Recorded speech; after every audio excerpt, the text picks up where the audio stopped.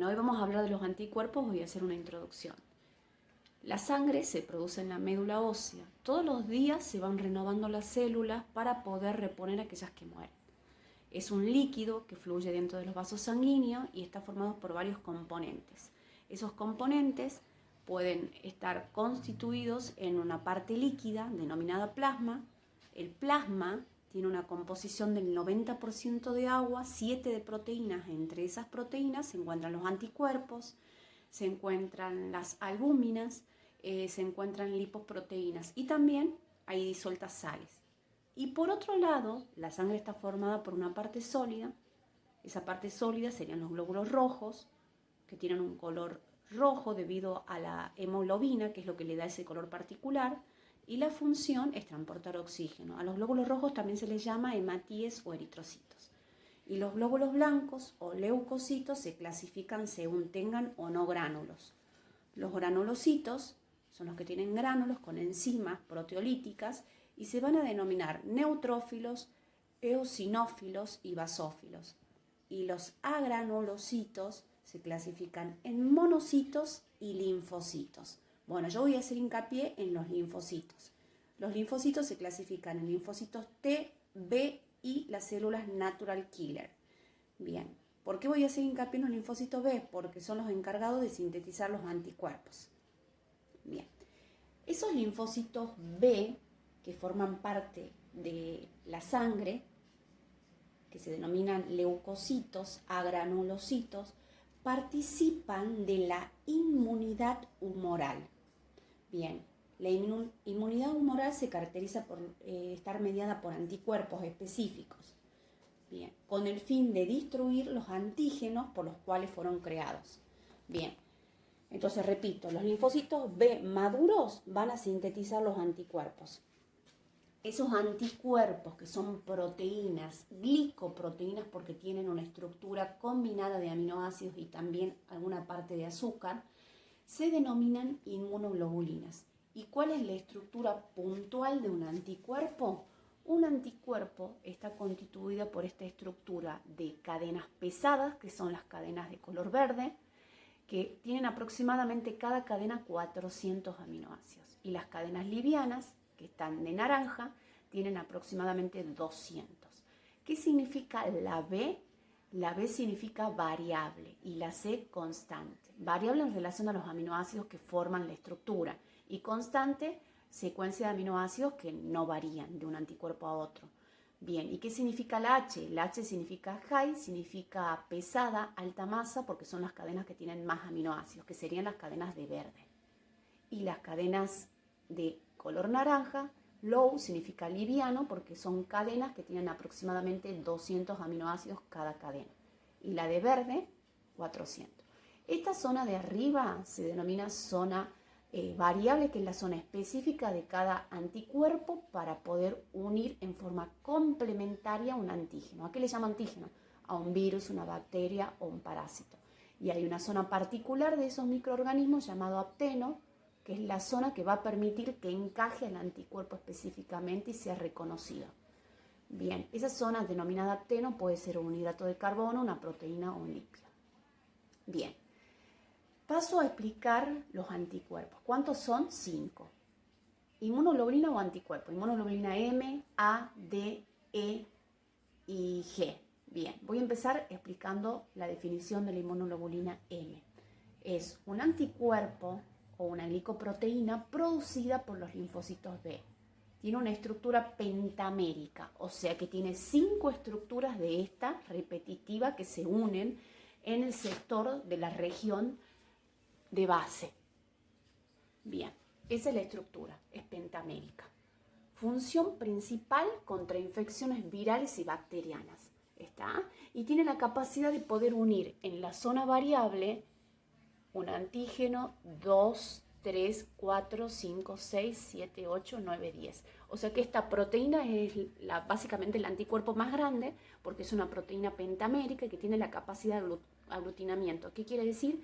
Que puede acaparar varios virus o bacterias o microorganismos y poder capturarlos para que después aparezca un macrófago y lo pueda fagocitar. Es importante destacar que no les expliqué que las cadenas pesadas, que son las de verde, se unen entre sí por dos uniones puentes disulfuro, que son uniones covalentes. Y la liviana también se une a la cadena pesada por una unión puente disulfuro, al igual que esta cadena. Esta zona variable de la parte superior se une a un antígeno, que puede ser un virus, una bacteria o un parásito, por uniones no covalentes. Ese tipo de unión no covalentes puede ser iónica, hidrofóbica o puente hidrógeno. Bien, a tener en cuenta también que yo expliqué que la B significa variable y la C constante.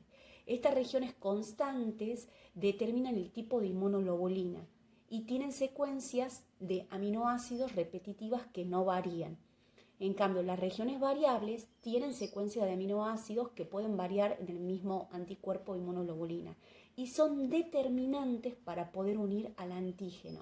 O sea que cada anticuerpo tiene una región específica para poder unirse al antígeno.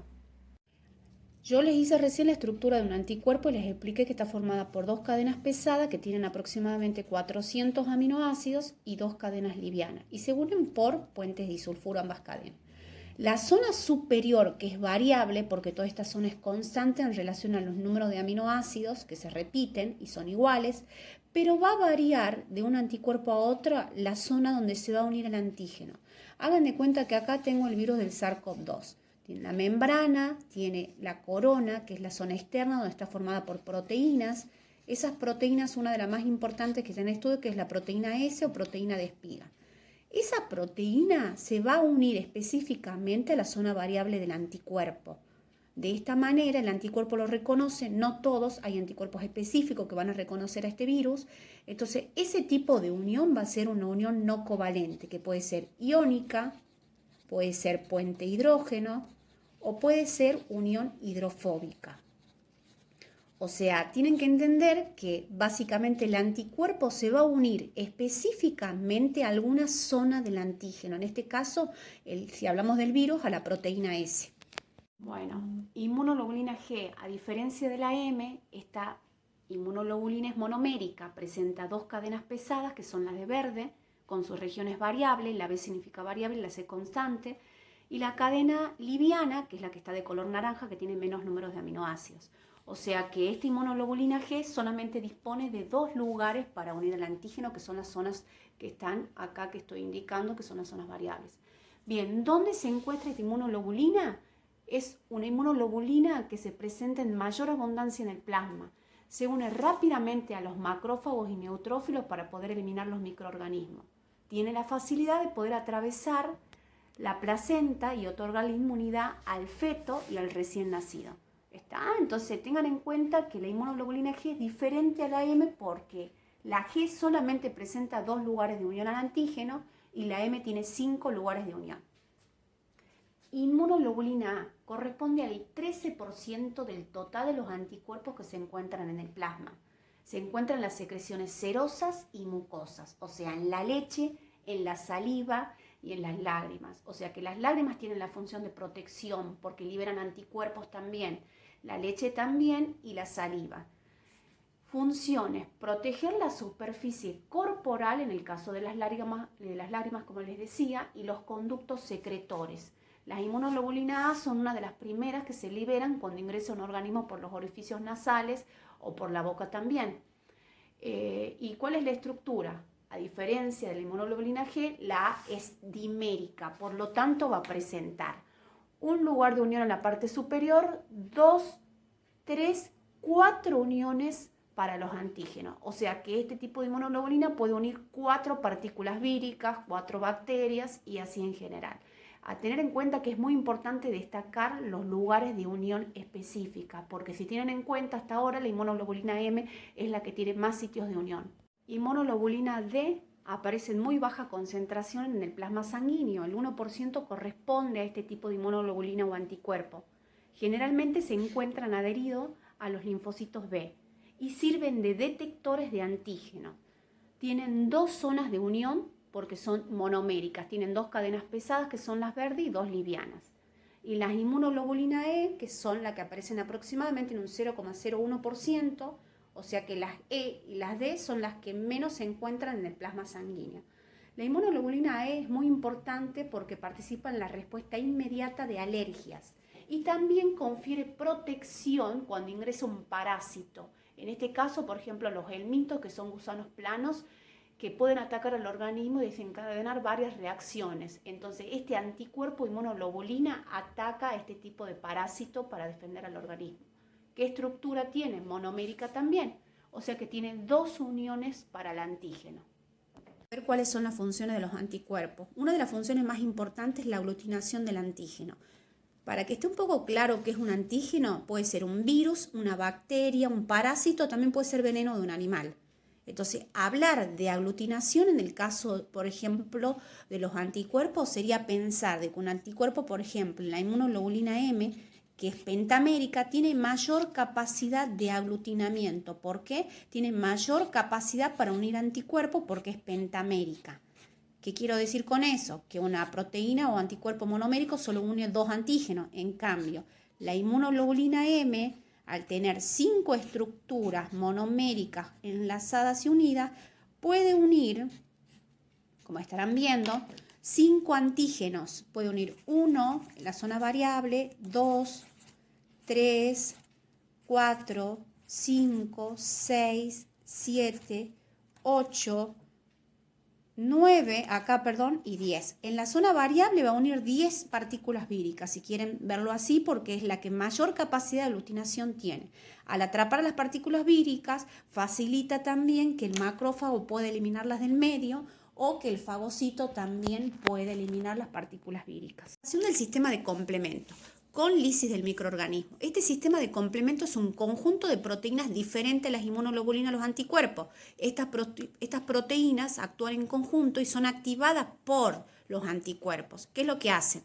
Generan poros. Por ejemplo, si esto fuera una bacteria, bueno, el dibujito de una bacteria que tiene su colita, su flagelo, y lógicamente tiene una forma como de bacilo. Tiene su membrana, entonces estas proteínas de complemento generan un poro en la membrana de la bacteria y al generar un poro en la membrana de la bacteria ingresa agua y al ingresar agua la bacteria se lisa y explota, se rompe, entonces la bacteria muere. Funciones es la opsonización del microorganismo. ¿Qué es lo que pasa? Cuando el anticuerpo reconoce un antígeno según específicamente, esto activa que el macrófago se sienta atraído para poder fagocitarlo. El macrófago es una célula que deriva de los monocitos. Los monocitos son glóbulos blancos también. Entonces, ¿qué hace el macrófago? Fagocita al complejo. Función es precipitación de las toxinas disueltas en el plasma. Lo que hace el anticuerpo es poder también adherirse a la toxina, que puede ser el veneno de una víbora o de una araña, y en el momento que se adhiere, se pega el anticuerpo a la toxina, el macrófago también fagocita esa toxina eliminándola del medio.